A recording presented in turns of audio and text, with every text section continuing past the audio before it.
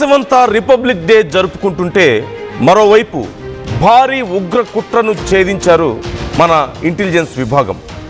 రాజస్థాన్ నాగౌర్ జిల్లాలో భారీగా పేలుడు పదార్థాలను గుర్తించారు.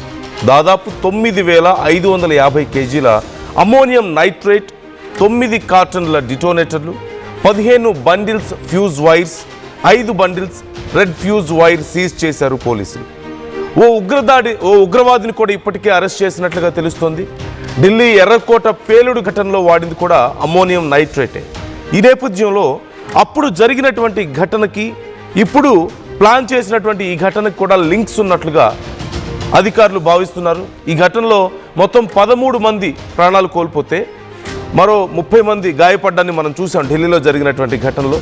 ఇప్పుడు మరొకసారి భారీ ఉగ్ర కుట్రకు తెరలేపారు ఉగ్రమూకలు. మన ఇంటెలిజెన్స్ విభాగం దాన్ని భగ్నం చేసింది. అయితే మరిన్ని ఉగ్ర కుట్రలు జరిగే అవకాశం ఉంది అంటూ అనుమానిస్తున్నారు. ఇప్పటికే కొన్ని కీలకమైనటువంటి ప్రాంతాల్లో, ముఖ్యమైనటువంటి సిటీస్లో రెడ్ జోన్లుగా ప్రకటించారు. అలర్ట్ చేసి సెన్సిటివ్ జోన్స్ని ప్రకటించి ఇప్పటికే అక్కడ పూర్తి స్థాయిలో సర్చ్ ఆపరేషన్స్ కొనసాగుతున్నాయి.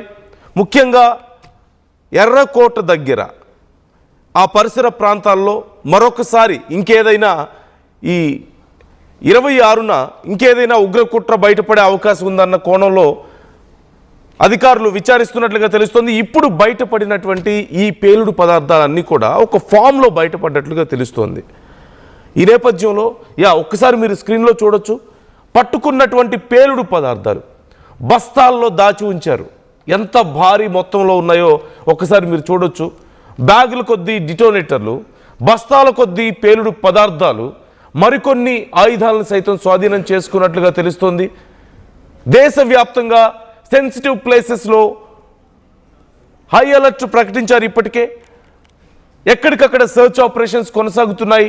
Dog squads, bomb squads search ఆపరేషన్లో నిమగ్నమై ఉన్నాయి. మొత్తం 9 కార్టన్ల detonators, 15 bundles of fuse wires కనుగొన్నట్లుగా తెలుస్తోంది. 9,550 కేజీల అమ్మోనియం నైట్రేట్ని కనుక్కున్నారు. అంటే ఈ మొత్తం పదార్థాన్ని కనుక ఉపయోగించగలిగితే కొన్ని లక్షల మంది ప్రాణాలు తీయగలిగినటువంటి పేలుడు పదార్థాలను తయారు చేయొచ్చు. 9,000 కిలోలు ఈ ఒక్కచోటే ఎంత ఉందంటే ఇంకా ఎంత బయటపడి ఉండొచ్చు, ఇంకా ఎంత బయటపడాల్సింది ఉందో, ఇంకా ఎంత బయటపడుతుందో ఊహించుకుంటేనే భయం వేస్తుంది. రోజు రోజుకి మన భారతదేశంలో ఉగ్ర కుట్రలు భగ్నం అవుతున్నటువంటి ఉగ్రకుట్రలు, బయటపడుతున్నటువంటి ఉగ్రకుట్రలు మనం ఎన్నో చూస్తున్నాం. ముఖ్యమైనటువంటి రోజుల్లో మరిన్ని బయటపడుతున్నాయి. 100,000 కిలోల పేలుడు పదార్థాలు బయటపడుతున్నాయి. మా ఢిల్లీ ప్రతినిధి నవీన్ మనతో జాయిన్ అవుతున్నారు. మరింత సమాచారం తెలుసుకుందాం. నవీన్, ఇప్పటికే 9,550 కిలోల అమ్మోనియం నైట్రేట్ని స్వాధీనం చేసుకున్నట్లుగా తెలుస్తోంది. ఇక కార్టన్లు కొద్ది డిటోనేటర్లు, బండిల్స్లో ఫ్యూజ్ వైర్సా? అంటే దేశంలో ఎంత పెద్ద మారణ హోమానికి వీళ్ళు ప్లాన్ చేశారు, ఎంతమంది, ఎన్ని వేల మందిని, ఎన్ని లక్షల మంది ప్రాణాలు తీయడానికి ఇంత పెద్ద పేలుడు పదార్థాలని వాళ్ళు ఎక్వైర్ చేసుకున్నారు. డీటెయిల్స్ ఏంటి? అధికారులు ఏమంటున్నారు? ఇంకా ఎక్కడైనా ఆపరేషన్స్ జరుగుతున్నాయా? వేసినందు అంటే వీరందరూ కూడా పక్కా ప్లాన్ తోటి భారీ ఎత్తున బ్లాస్ట్ చేసేందుకు కూడా సిద్ధం అవుతున్నట్టు కూడా తెలుస్తుంది. అయితే ఆలోపే పోలీసులు, పంజాబ్ పోలీసులతో పాటు ATS పోలీసులు అప్రమత్తమై వారిని అదుపులో కూడా తీసుకున్నటువంటి పరిస్థితి నెలకొంది. వారి దగ్గర నుంచి పెద్ద ఎత్తున బ్లాస్ట్ సంబంధించినటువంటి ఆ సామాగ్రిని కూడా స్వాధీనం కూడా చేసుకోవడం జరిగింది. ప్రస్తుతానికి వారిని విచారణ కూడా చేపట్టడం జరుగుతుంది. వీరందరూ కూడా 26 జనవరి నాడు పెద్ద ఎత్తున బ్లాస్ట్ కూడా చేపట్టాలి, అనేక ప్రాంతాల్లో సెన్సిటివ్స్ ఉన్నటువంటి ఏరియాస్ లో ఈ విధంగా బ్లాస్ట్ చేపట్టాలని చెప్పేసి కూడా వారు ప్లాన్ చేసినట్టు కూడా తెలుస్తుంది. పోలీసులకు వచ్చినటువంటి ఇంటెలిజెన్స్ సమాచారం నేపథ్యంలోనే వారిని అరెస్ట్ కూడా చేయడం జరిగింది. ఇప్పటివరకు 9.5 కేజీల ఆ నైట్రోజన్ తో పాటు అక్కడ ఉన్నటువంటి ఆర్డెక్స్ ని కూడా పూర్తి స్థాయిలో పోలీసులు కూడా స్వాధీనం కూడా చేసుకుని కూడా తెలుస్తుంది. అయితే ఇదంతా కూడా ఎక్కడి నుంచి రవాణా జరిగింది, వీరికి మధ్యలో ఉన్నటువంటి వ్యక్తులు ఎవరు, వీరు పాకిస్తాన్ మాడ్యూల్ తోటి ఎంతమంది తోటి టచ్ లో ఉన్నారు, ఎన్ని రోజుల నుంచి ఇదొక రెక్కే నిర్వహిస్తున్నారు అనే కోణంలో కూడా ప్రస్తుతానికి పోలీసులు కూడా ఇంకా ఇన్వెస్టిగేషన్ కూడా చేపట్టడం జరుగుతుంది. ఎందుకంటే ఈ మధ్య కాలంలోనే పాక్ మాడ్యూల్ తోటి కొంతమంది ఆ పంజాబ్ ఉన్నటువంటి కొంతమంది వారితోటి కలిసి ఉండడము, వారి దగ్గర నుంచి పిస్టాల్స్ కూడా తెప్పించుకోవడము, మరోవైపు బ్లాస్ట్ సంబంధించినటువంటి సామాగ్రి కూడా తీసుకొచ్చినట్టు కూడా ప్రస్తుతానికి పోలీసులు కూడా గుర్తించారు. దాంతో పాటు నిఘా వర్గాలు కూడా ఎప్పటికప్పుడు అలర్ట్ కూడా చేపట్టినటువంటి పరిస్థితి నెలకొంది. అయితే ఈ రోజు 26 జనవరి నాడు ఈ బ్లాస్ట్ చేపట్టాలి. ముఖ్యంగా ఢిల్లీతో పాటు ముంబై, హర్యానా, హైదరాబాద్ అట్లాంటి ప్రాంతాల్లో ఈ యొక్క బ్లాస్ట్ చేపట్టాలని చెప్పేసి కూడా వారు ప్లాన్ చేసి కూడా తెలుస్తుంది. Right thank you Naveen, thanks for the details.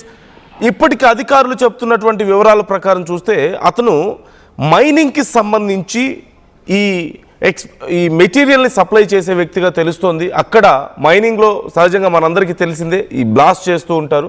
So వాళ్ళకి మెటీరియల్ సప్లై చేస్తూ ఉండే వ్యక్తి అంటున్నారు. కానీ 9,000 కిలోలకు పైగా పేలుడు పదార్థం, ఎర్రకోట పేలుడు దగ్గర ఏ పదార్థాన్ని అయితే ఉపయోగించారో ఇక్కడ కూడా అదే దొరికింది. ఈ పదార్థంతో కొన్ని లక్షల మంది ప్రాణాలను తీయగలిగే శక్తి వాళ్ళ దగ్గర ఉంది. ఇప్పుడు పట్టుబడ్డాడు. అతనికి సంబంధించిన డీటెయిల్స్ ఇంకా తీవ్రమైనటువంటి విచారణ జరుగుతోంది ఈ అంశానికి సంబంధించి. అయితే ఒక్కసారి అధికారులు ఏమంటున్నారు, ఇతను పట్టుకున్న తర్వాత, ఈ ఉగ్ర కుట్రను బయట పెట్టిన తర్వాత అధికారులు దీని గురించి ఏం చెప్తున్నారు ఒకసారి చూద్దాం. नागौर पुलिस को इस प्रकार का इंटेलिजेंस प्राप्त हो रहा था कि जिले में बड़ी भारी मात्रा में विस्फोटक सामग्री का क्रय विक्रय और भंडारण किया जा रहा है। इस आसूचना के प्राप्त होने पर फर्दर इस पे इंटेलिजेंस इनपुट्स गैदर किए गए। जो डीएसटी टीम है जिले की, उनको एक्टिवेट किया गया और ह्यूमन इंटेलिजेंस, टेक्निकल इंटेलिजेंस का संकलन करते हुए कल एक बड़ी कार्रवाई को जिला पुलिस द्वारा अंजाम दिया गया। इस ओवरऑल कार्रवाई को जिला डीएसटी टीम द्वारा किया गया और ओवरऑल कार्रवाई का सुपरविजन जो है वो सीओ डेगाना, एसएचओ थावला, इनके द्वारा किया गया है। कार्रवाई में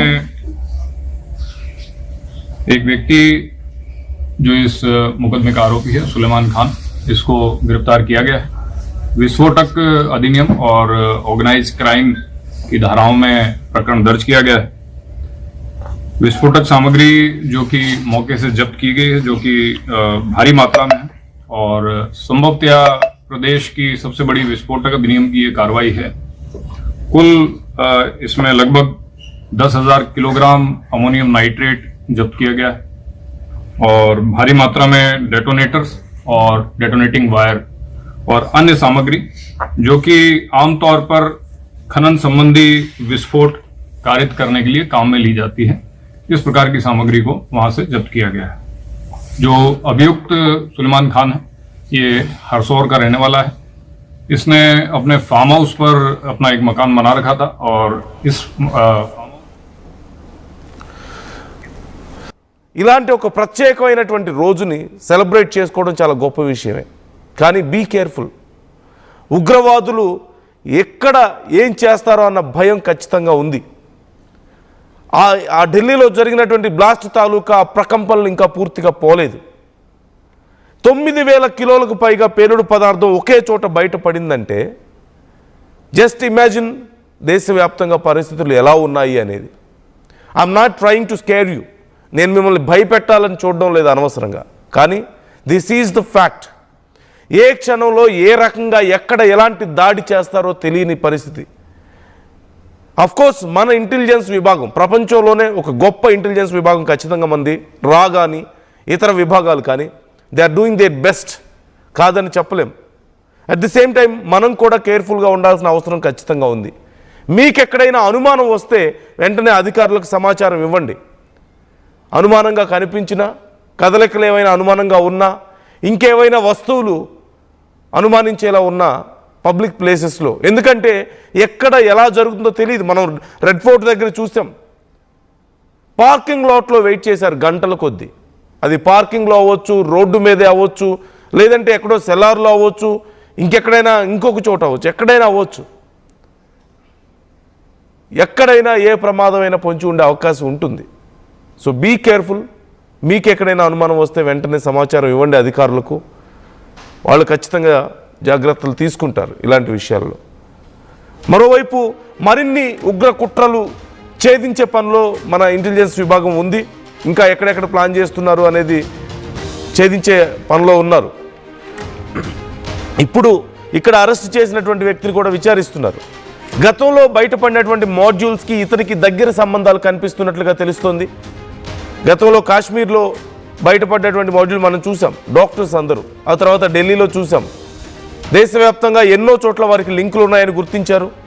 వాళ్ళకి తుర్కియాతో లింకులు ఉన్నాయి, పాకిస్తాన్తో లింకులు ఉన్నాయి, అలాగే ఆఫ్ఘనిస్తాన్తో లింక్స్ ఉన్నాయి. ఢిల్లీ ఘటన జరగడానికి ముందు కొన్ని నెలల ముందు వాళ్ళు ఆఫ్ఘనిస్తాన్ వెళ్ళొచ్చారు. ఆఫ్ఘనిస్తాన్లో ఉన్న వాళ్ళతో కొంతమందితో మాట్లాడారని, తుర్కియే వెళ్ళి అక్కడ ఎవరినో కొంతమందిని కలిసి వచ్చారని చెప్పి మనం కొన్ని వార్తలు విన్నాం. సో ఇప్పుడు వీళ్ళకి ఎవరెవరితో కనెక్షన్స్ ఉన్నాయనేది విచారణ చేస్తున్నారు. ఖచ్చితంగా ఆ మాడ్యూల్, గతంలో బయటపడినటువంటి మాడ్యూల్స్కి వీళ్ళకి సిమిలారిటీస్ ఉన్నట్లుగా కనపడుతోంది.